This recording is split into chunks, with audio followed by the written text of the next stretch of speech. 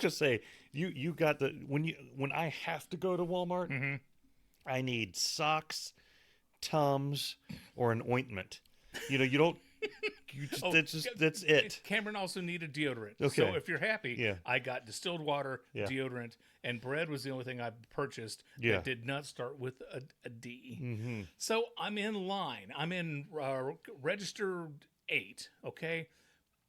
There's one woman in front of me, and whatever the problem is, she cannot ring up her groceries. And finally, the cashier says, "Well, this register is down. It's no longer accepting credit cards." She says, "I'm God. sorry, my register's down. We can't take your credit card."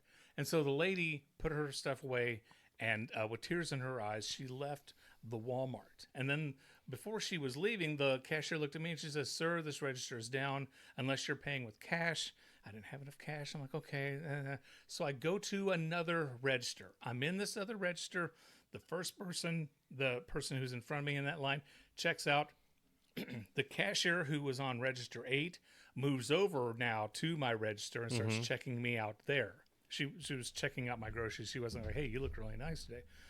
And she told me, she said, quote, "I'm very sorry about having to tell you that."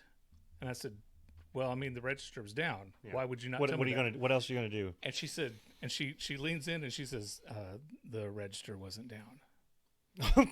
Oh, now we're in a conspiracy. I said, "Excuse me?" And she said, "The lady who was in front of you, her credit card was rejected." And I did not want to embarrass her and tell her that her card was not good, that it was rejected. Mm-hmm. And so I lied to her. Mm. And I said, "Okay." And I was like, you know what? I probably would have done the same thing. Yeah.